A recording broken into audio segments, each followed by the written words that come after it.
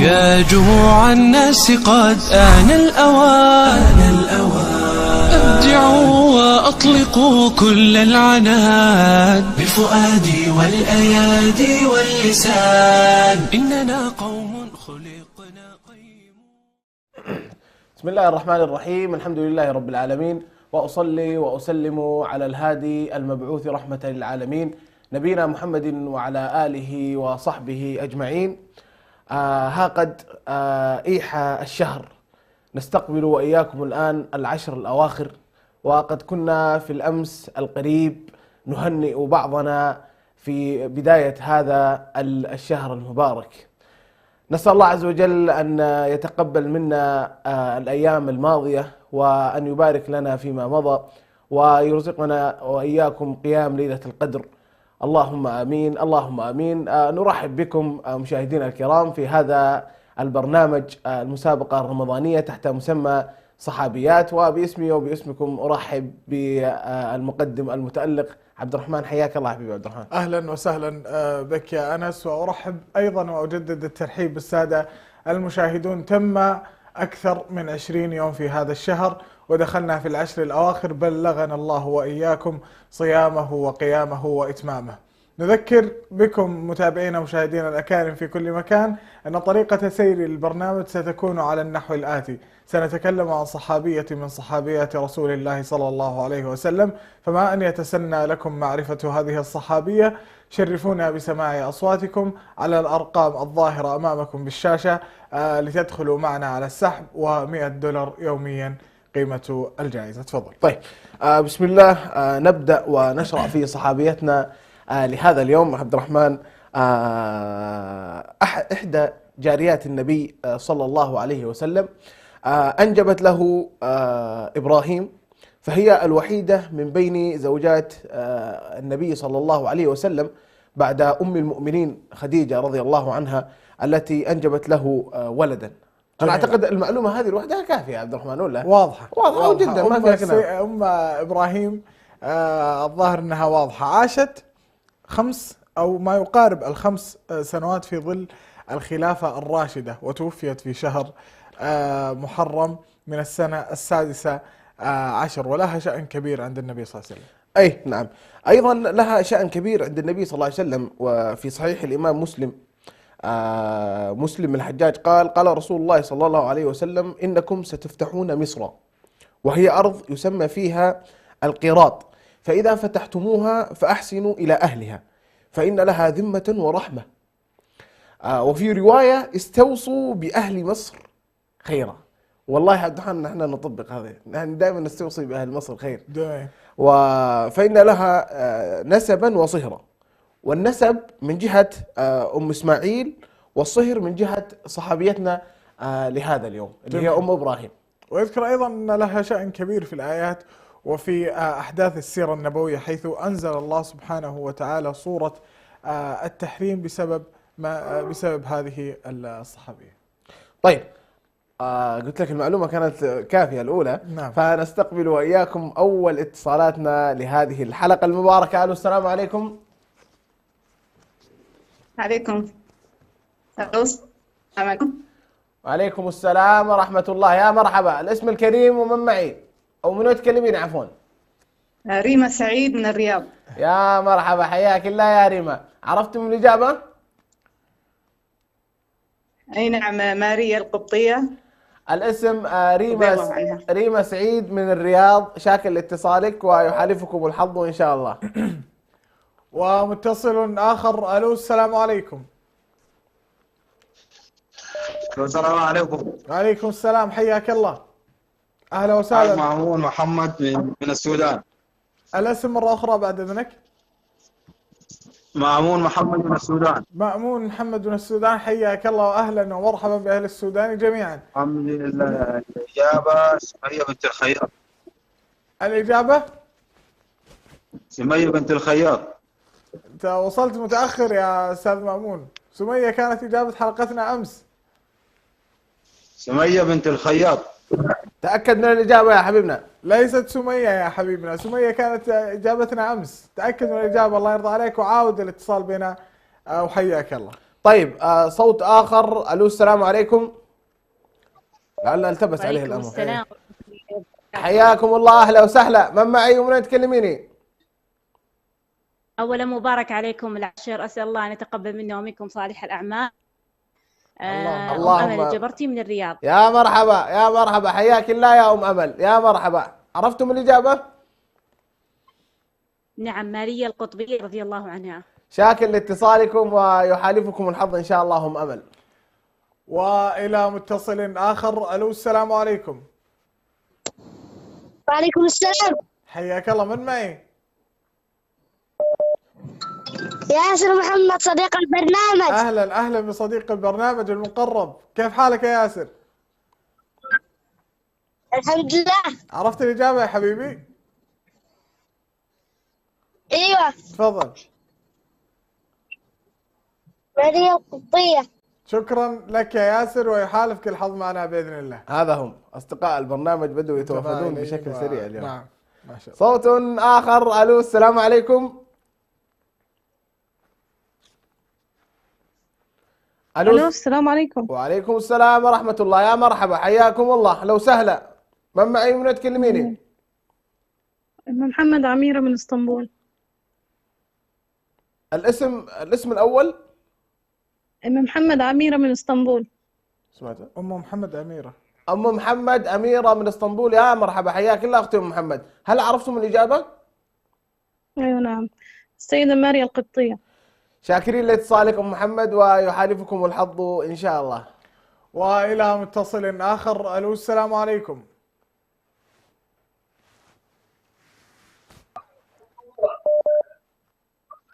ألو السلام عليكم. وعليكم السلام. أهلا وسهلا، اسم الكريم؟ حنان محمد من الرياض. أهلا وسهلا بكم أهل الرياض جميعا. هل تعرفتي على الصحابية يا أستاذ حنان؟ نعم، ماريا القبطية. ماريا القبطية، شكرا لكم، ويحالفكم الحظ معنا بإذن الله. وصوت آخر. ألو السلام عليكم. وعليكم السلام ورحمة الله وبركاته، حياكم الله. أهلا وسهلا، يا مرحبا. الاسم الكريم ومن وين تكلمنا؟ معك يا أبو أحمد من اسطنبول. يا مرحبا يا مرحبا، حياك الله يا أبو أحمد. الله يبارك فيك، بس أنا في ملاحظة صغيرة. أمس والله افتقدنا الأستاذ فقط، يعني افتقدنا، عساه خير إن شاء الله يكون بخير. الله يجزاك خير يا أبو أحمد، والشباب ما قصروا يعني، الله يجزاهم خير. الله يبارك فيك. حتى لو قيل على المتصلين الآخرين، الإجابة هي ماريا القبطية. شاكر لاتصالك يا أبو أحمد، ويحالفك الحظ إن شاء الله. وإلى متصل آخر. ألو السلام عليكم. السلام عليكم. وعليكم السلام، أهلا وسهلا، تفضل، اسم الكريم؟ محمد زينو من سوريا. محمد إيش؟ محمد بري زينو من سوريا. الاسم معليش أنا لم أسمع الاسم الأخير. محمد إيش؟ محمد بري زينو. برا زينو من سوريا. إيه. حياك الله يا محمد، عرفت الإجابة؟ ماريا القطبية. ماريا القبطية، شكرا لك يا محمد، ويحالفك الحظ معنا بإذن الله. ضيف آخر. ألو السلام عليكم. ألو السلام عليكم. ألو. أهلا وسهلا، حياكم الله. من معي ومن وين تكلميني؟ طيب لعلنا نستقبل اتصال غير الاتصال الماضي. نقول ألو السلام عليكم. ألو السلام عليكم. وعليكم السلام ورحمة الله، أهلا وسهلا. الاسم الكريم ومن وين تكلمينا؟ أم الحسن حسين من غزة. إحسان ولا حسن؟ أم الحسن. أم الحسن من غزة، يا مرحبا، حياكم الله، وحيا الله أهل غزة كلهم. هل عرفتم الإجابة؟ أيوة، ماريا القبطية. شاكرين لاتصالكم، ويحالفكم الحظ إن شاء الله. وإلى متصل آخر. ألو السلام عليكم.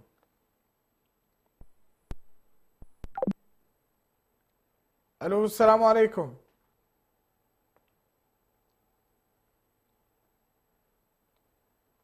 الو السلام عليكم. وعليكم السلام. اهلا وسهلا، اسم الكريم؟ معكم سعاد جمال من اسطنبول. اهلا وسهلا بكم. هل تعرفتي على الصحابية اخت سعاد؟ اي نعم، الصحابية ماريا القبطية رضي الله عنها. شكرا لاتصالكم اهل اسطنبول، ويحالفكم الحظ معنا باذن الله. صوت جديد. الو السلام عليكم. وعليكم السلام ورحمة الله وبركاته. يا مرحبا، حياك الله حبيبنا. صديق البرنامج عبد الرحمن أحمد من السعودية. يا مرحبا، حياك الله يا دحومي حبيبي يا عبد الرحمن، نورت والساعة المباركة والله. أعطينا الإجابة على طول. العشرة المباركة علينا وعليك يا حبيبي وعلى جميع المستمعين والمشاهدين.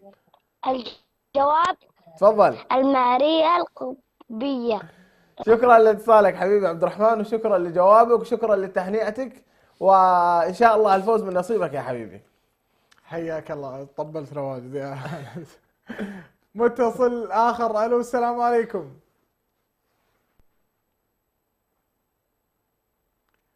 ألو السلام عليكم.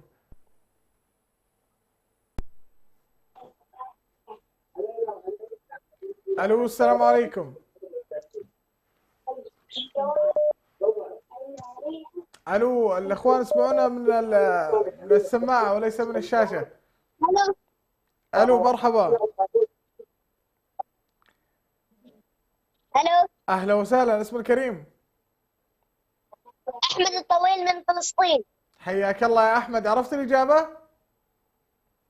نعم، ماريا القبطية رضي الله عنها. ماريا القبطية رضي الله عنها. شكرا لك يا أحمد، ويحالفك الحظ معنا بإذن الله. مشاهدينا الكرام، وصلنا وإياكم إلى فاصل قصير، لا تذهبوا بعيدا، انتظرونا. وأطلقوا كل العنان بفؤادي والأيادي واللسان، إننا قوم خلقنا قيم.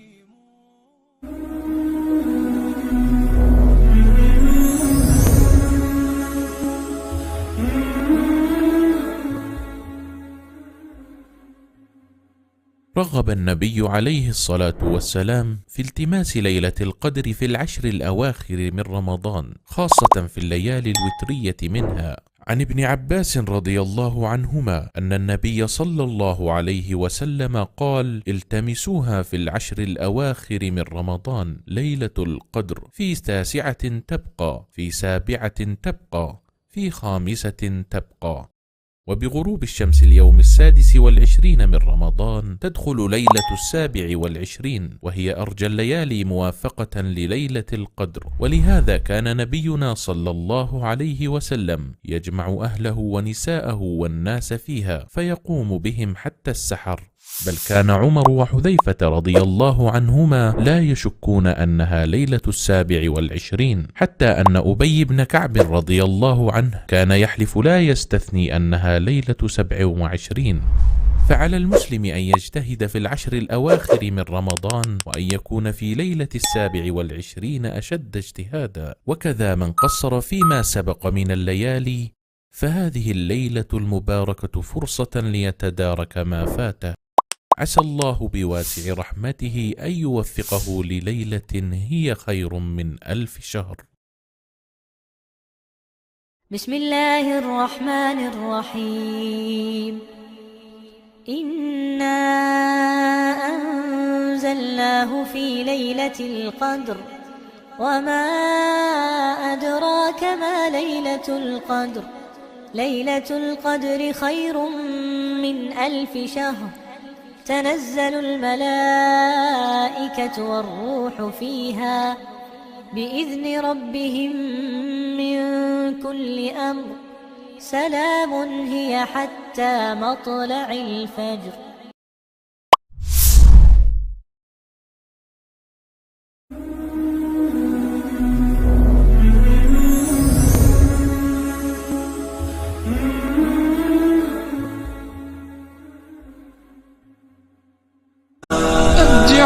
وأطلقوا كل العنان بفؤادي والأيادي واللسان، إننا قوم خلقنا قيم. عدنا لكم أيها السادة المتابعون الأكارم في كل مكان بعد هذا الفاصل القصير. نذكر أننا نستقبل أجوبتكم عبر الأرقام الظاهرة أمامكم في الشاشة، ولا نستقبلها عبر الفيسبوك. الاتصال معك يا أنس. الو السلام عليكم. عليكم السلام. حياكم الله، اهلا وسهلا. الاسم الكريم ومن وين تكلمينا؟ جميلة سعيد من النرويج. يا مرحبا يا مرحبا، حياكم الله، اهلا وسهلا. هل عرفتم الاجابه؟ اهلا وسهلا. ماريا القبطية. شاكرين لاتصالكم ويحالفكم الحظ ان شاء الله. والى متصل اخر. الو السلام عليكم. الو الو السلام عليكم. الو حياك الله. وعليكم السلام ورحمة الله وبركاته. من معي؟ تفضل. ريان محمد عبد الله من اسطنبول. حياك الله استاذ ريان، هل تعرفت على الاجابه لهذا اليوم؟ اي نعم، ماريا القبطية رضي الله عنها. شكرا لك يا ريان، ويحالفك الحظ معنا باذن الله. وصوت اخر. الو السلام عليكم. وعليكم السلام. اهلا وسهلا، حياك الله. من معي ومن وين تكلمنا؟ عبد العزيز أحمد. عبد العزيز أحمد. عبد العزيز احمد، من وين تكلمنا يا عبد العزيز؟ من الرياض. اهلا وسهلا. ايش الاجابه؟ الإجابة ماريا. شكرا لاتصالك حبيبي عبد العزيز، ويحالفك الحظ ان شاء الله. ومن صديق البرنامج عبد العزيز الى متصل اخر. الو السلام عليكم. السلام عليكم. جوري سعيد مجلد من الرياض. وعليكم السلام، اهلا وسهلا. جوري سعيد مجلد من الرياض، هل تعرفت على الاجابه يا جوري؟ ماريا القطبية. ماريا ماريا القطبية. شكرا يا جوري، ويحالفك الحظ وتفوزين معنا ان شاء الله. ما شاء الله تبارك الرحمن. صوت آخر. ألو السلام عليكم. وعليكم السلام ورحمة الله. حياكم الله، أهلا وسهلا. الاسم الكريم ومن وين تكلمينا؟ خديجة أحمد من مصر. خديجة أحمد من مصر، أهلا ومرحبا. تعرفتم على الإجابة؟ ماريا القطبية رضي الله. شاكرين لاتصالكم ويحالفكم الحظ إن شاء الله. والى متصل اخر. الو السلام عليكم.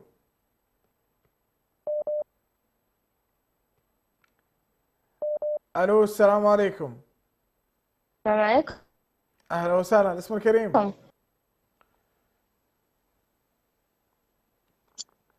الاسم الكريم. الو. اهلا وسهلا. اسم الكريم تفضلي. السلام عليكم. وعليكم السلام، اهلا وسهلا. من معي؟ وعليكم السلام. الاسم مرة أخرى.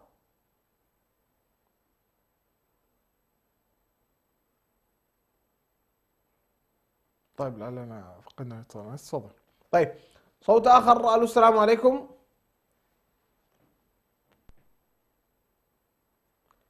ألو السلام عليكم.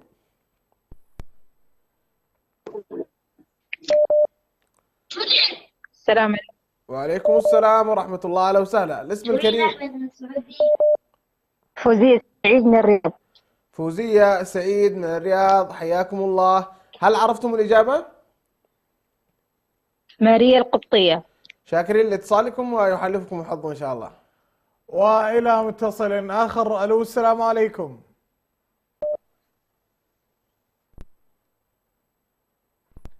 ألو السلام عليكم.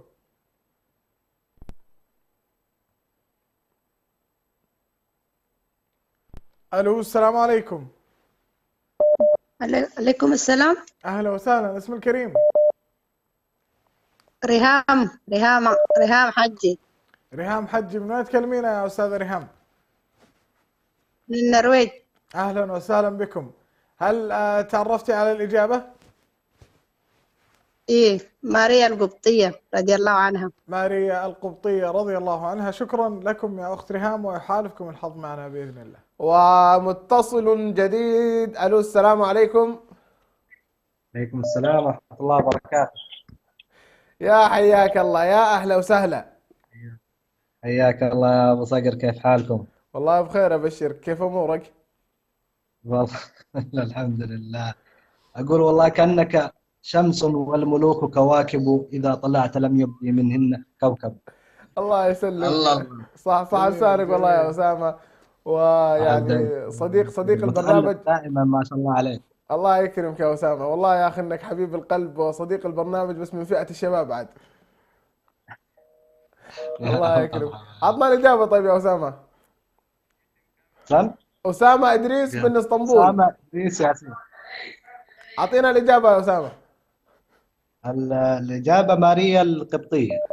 شاكرين لاتصالك حبيبنا أسامة، وبإذن الله الفرحة من نصيبك اليوم يا رب. عشان ما طيب متصل آخر. ألو السلام عليكم.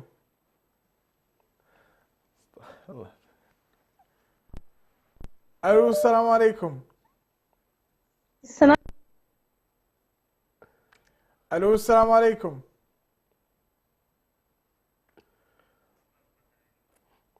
طيب ناخذ اتصال ثاني. فقدنا الاتصال الأول. متصل آخر. ألو السلام عليكم.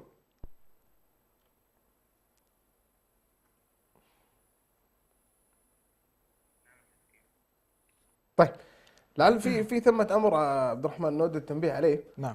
طريقة المشاركة عبر هذا البرنامج، نذكر بأننا نستقبل الإجابة فقط عبر الاتصالات، ولا نستقبلها عبر حسابنا في الفيسبوك.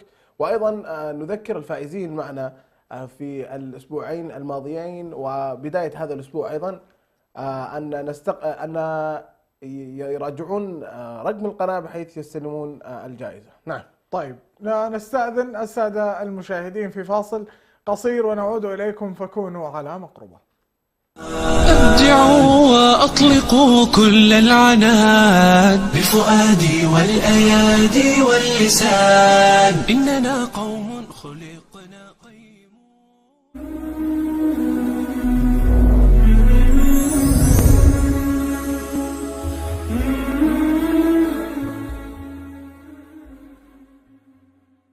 نعتز بهويتنا، نعتز بتقاليدنا، نعتز بديننا كمسلمين إريتريين، نعتز بوطننا وأرضنا.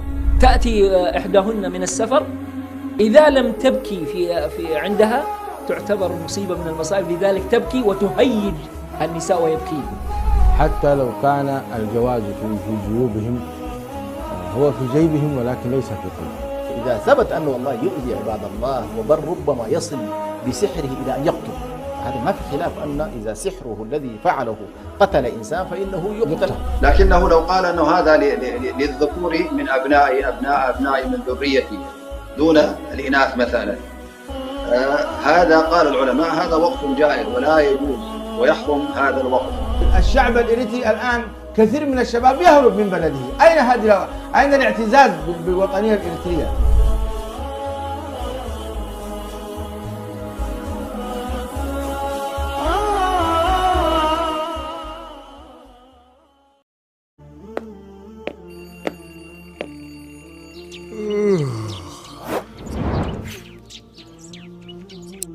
لا تدع الوقت يمر من بين يديك دون أن تحاسب نفسك يوميا. هل صليت في جماعة؟ هل ابتعدت عن اللغو؟ هل تصدقت على فقير أو مسكين؟ هل قرأت وردك اليومي من القرآن؟ إياك أن تكون ممن أدرك رمضان ولم يغفر له.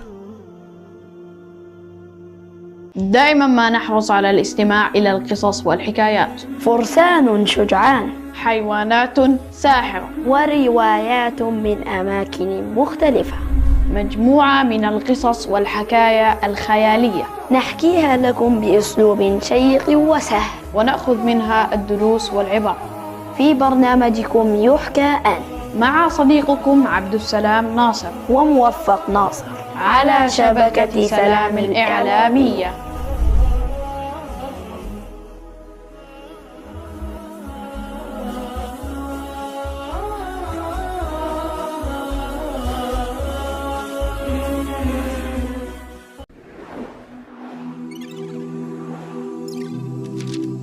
رمضان شهر القرآن، فاستمتع أنت وأسرتك ببركات القرآن في شهر رمضان، ولا تتوقف عند التلاوة فحسب، بل تعرف على معاني الكلمات وتفسير الآيات بشكل مبسط. ويا حبذا لو استطعت أن تتدبر في كلام الله وتنزل الآيات على حالك، ثم احرص على التطبيق العملي لتعاليم القرآن في حياتك اليومية. اجعل لك وردا يوميا من القرآن في رمضان، ولا تهجر كتاب الله بعد رمضان تلاوة وفهما وعملا بما فيه.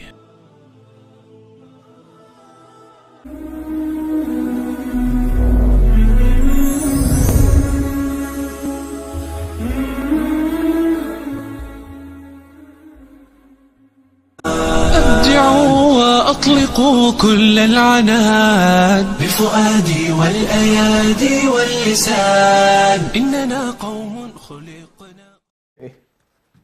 أهلا ومرحبا بكم بعد هذا الفاصل القصير متابعينا مشاهدين الأكارم في كل مكان. لا زلنا في صدد استقبال أجوبتكم عبر الأرقام الظاهرة أمامكم في الشاشة. تفضل. ناخذ اتصال ونقول الو السلام عليكم. الو السلام عليكم. وعليكم السلام ورحمة الله. أهلا وسهلا. الاسم الكريم مروة سعيد صالح من السودان. مروة سعيد صالح من السودان، يا حياكم الله. هل عرفتم الإجابة؟ نعم، السيدة ماريا القبطية. شاكرين لاتصالكم ويحالفكم الحظ إن شاء الله. وإلى متصل آخر. الو السلام عليكم.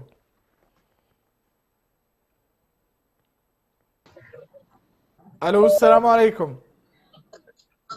وعليكم السلام. اهلا وسهلا. الاسم الكريم؟ سلمى محي الدين. اهلا وسهلا يا سلمى. عرفت الاجابه؟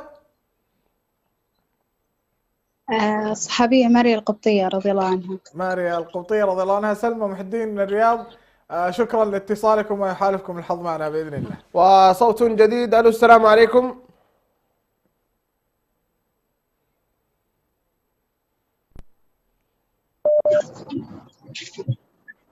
الو السلام عليكم. وعليكم السلام ورحمة الله. حياك الله. اهلا وسهلا. الاسم الكريم ومن وين تكلمنا؟ عبد الله الأهدل من اسطنبول. حياك الله يا ابو عابد، يا مرحبا. الله يحييك ويحييك.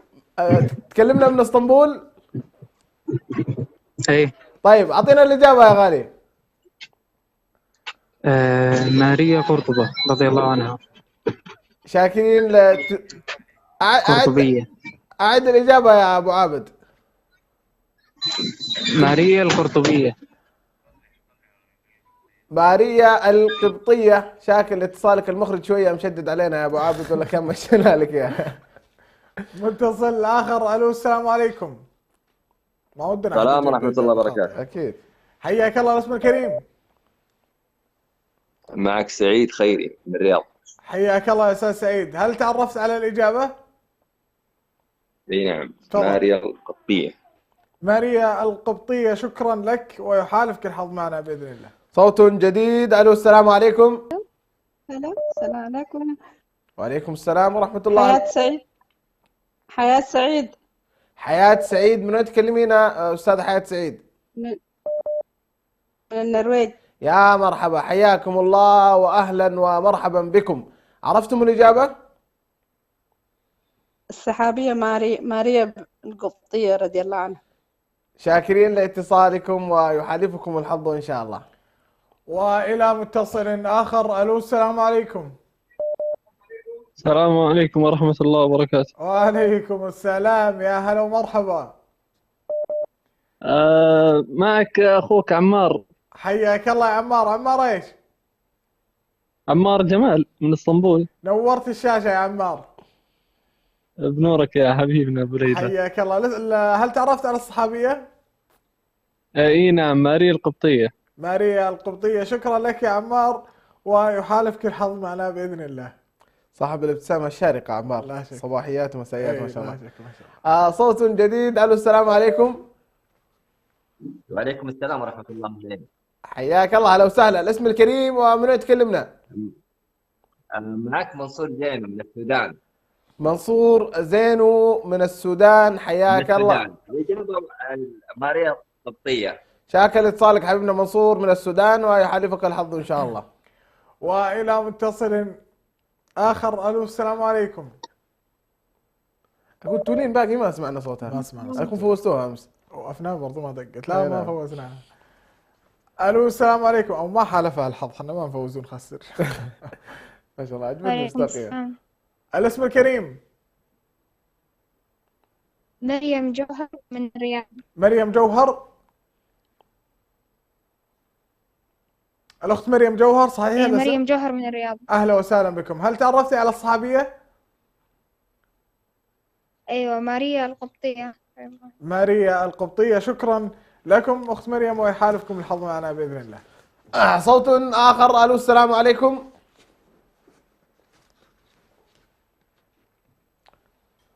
ألو السلام عليكم. ألو السلام عليكم يا هلا. حياكم الله، أهلا وسهلا. الاسم الكريم ومن وين تكلمينا؟ هناء سعيد من جدة.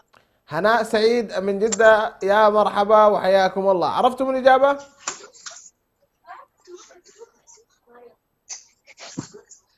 السيدة مريم بنت طارية رضي الله عنها. سعادة المخرج نمشي الإجابة ولا؟ شكرا لاتصالكم، ويحالفكم الحظ إن شاء الله. وإلى متصل آخر. ألو السلام عليكم. وعليكم السلام. أهلا وسهلا. الاسم الكريم. أفنان بيان الرياض. أهلا أهلا أهلا يا أفنان، أخيرا اتصلتي. شلونك يا أفنان؟ طيب الحمد لله. الحمد لله. عرفت الإجابة؟ ماريا القبطية. ماريا القبطية. شكرا يا أفنان، وتفوزين معنا بإذن الله. صوت آخر. ألو السلام عليكم.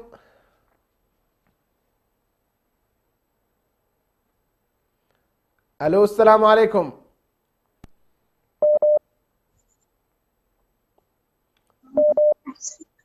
السلام عليكم. وعليكم السلام ورحمة الله، حياكم الله، أهلا وسهلا. الاسم الكريم. نجاة يوسف من السودان. نجاة يوسف من السودان، حياكم الله وحيا الله أهل السودان أجمع. هل عرفتم الإجابة؟ نعم ماريا القبطية.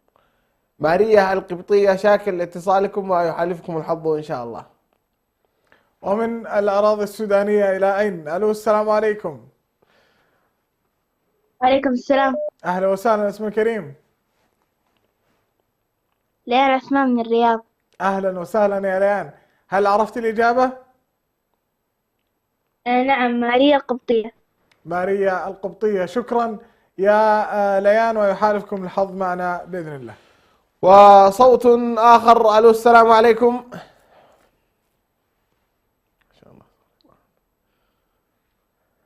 شبيهك. ألو السلام عليكم.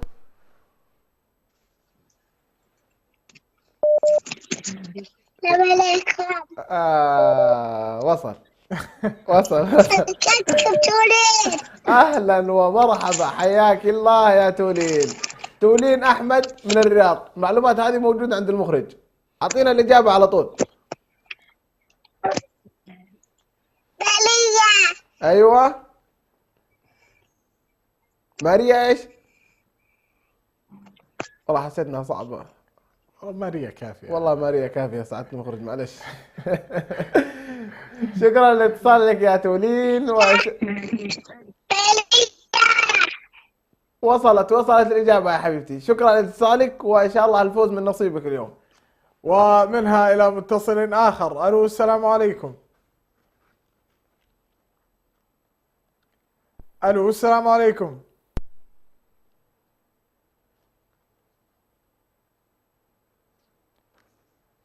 ألو السلام عليكم.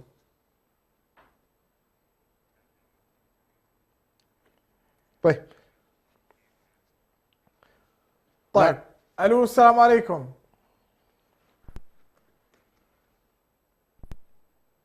الو السلام عليكم.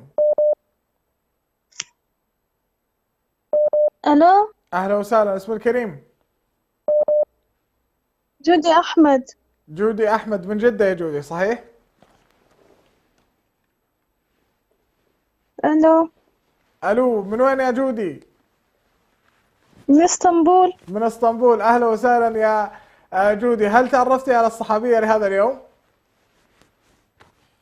السيدة ماريا القبطية. السيدة ماريا القبطية، شكرا يا أستاذة جودي. طيب نستقبل آخر اتصالاتنا لهذا اليوم ونقول ألو السلام عليكم.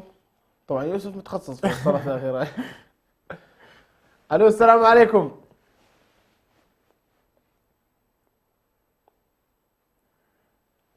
ألو السلام عليكم.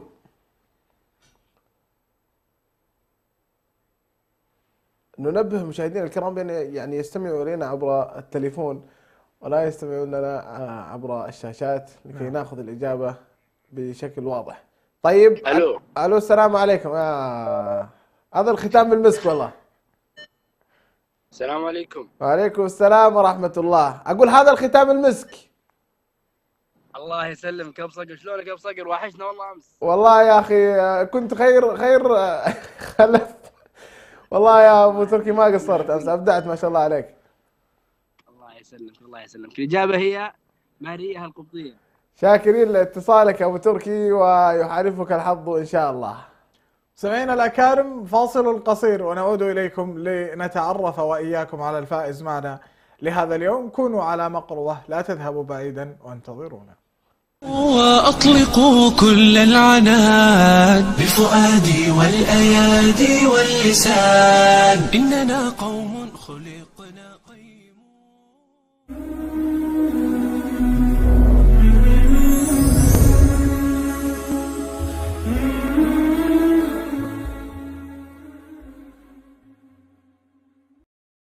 رغب النبي عليه الصلاة والسلام في التماس ليلة القدر في العشر الأواخر من رمضان، خاصة في الليالي الوترية منها. عن ابن عباس رضي الله عنهما أن النبي صلى الله عليه وسلم قال: التمسوها في العشر الأواخر من رمضان ليلة القدر، في 9 تبقى، في 7 تبقى، في 5 تبقى. وبغروب الشمس اليوم 26 من رمضان تدخل ليلة 27، وهي أرجى الليالي موافقة لليلة القدر. ولهذا كان نبينا صلى الله عليه وسلم يجمع أهله ونساءه والناس فيها فيقوم بهم حتى السحر، بل كان عمر وحذيفة رضي الله عنهما لا يشكون أنها ليلة 27، حتى أن أبي بن كعب رضي الله عنه كان يحلف لا يستثني أنها ليلة 27. فعلى المسلم أن يجتهد في العشر الأواخر من رمضان، وأن يكون في ليلة 27 أشد اجتهادا. وكذا من قصر فيما سبق من الليالي، فهذه الليلة المباركة فرصة ليتدارك ما فاته. عسى الله بواسع رحمته أن يوفقه لليلة هي خير من 1000 شهر. بسم الله الرحمن الرحيم. إنا أنزلناه في ليلة القدر، وما أدراك ما ليلة القدر. ليلة القدر خير من 1000 شهر. تنزل الملائكة والروح فيها بإذن ربهم من كل أمر. سلام هي حتى مطلع الفجر. يا معاشر المؤمنين، التوجيه النبوي لكم أنتم أيها الشعوب المعنيون بهذا. فأين القلوب المؤمنة التي تطأطئ رأسها لله سبحانه وتعالى وتتسابق في أوامر الله من الحجاب والعفة والصلاة والصيام والزكاة؟ هذا الفتى خرج إلى رسول الله صلى الله عليه وسلم صادقا مخلصا مدافعا لهذا الدين. هذا هو ديننا وهذه هي رسالة سلام.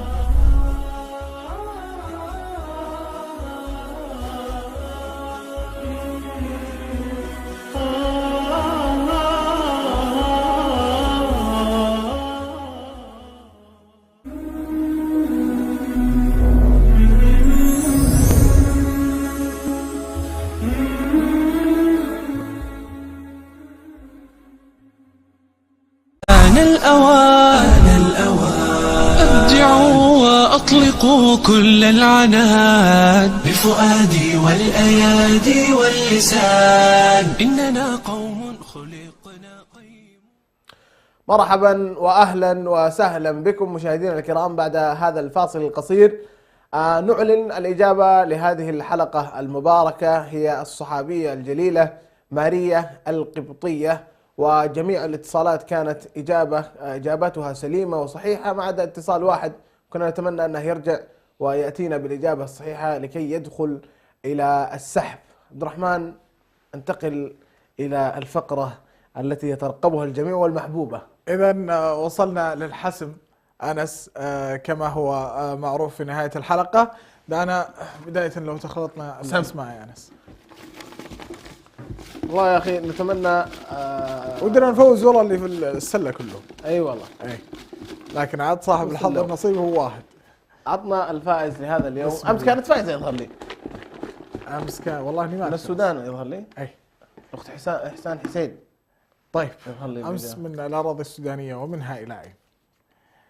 اليوم فازت معنا سعاد جمال من تركيا، هي الفائزة معنا هذا اليوم. من الأراضي السودانية تنتقل الجائزة إلى الأراضي التركية. سعاد جمال من اسطنبول حالفها الحظ وفازت معنا لهذا اليوم. نذكر يا أخت سعاد أنك يجب أن تتواصلين مع البرنامج أنت وكل الفائزين معنا في الحلقات الماضية لكي يتسنى لنا إعطاؤكم هذه الجوائز. شكرا لكم على حسن الاستماع والمتابعة. عاد أخونا أنس، وكما قال أحد المشاهدين أنه شمس والملوك كواكب، فمرحبا بعودته ومرحبا أيضا بقدوم هذه العشر الفضيلة. بلغنا الله وإياكم إتمامها والصيام والقيام فيها. شكرا لك يا أنس. والله شكرا لك، تحرجت أنا ما أعرف ايش أقول. والله الله يسلمك. الله يكرمك يا عبد الرحمن، وشاكرين لأدائك الجميل، والشكر موصول لكم أنتم مشاهدينا الكرام. لا تنسونا نحن والمذيع المتألق وسعادة المخرج والمعد ومالك هذه القناة من دعواتكم الصادقة في هذه الأيام المباركة، ونستودعكم الله. نلتقيكم إن شاء الله غدا في تمام الساعة 5 بتوقيت أسمرة. هذا أنس ابن بيان يحييكم، وسلام الله عليكم ورحمته وبركاته. يا جموع الناس قد آن الأوان أبدعوا وأطلقوا كل العناد بفؤادي والأيادي واللسان إننا قوم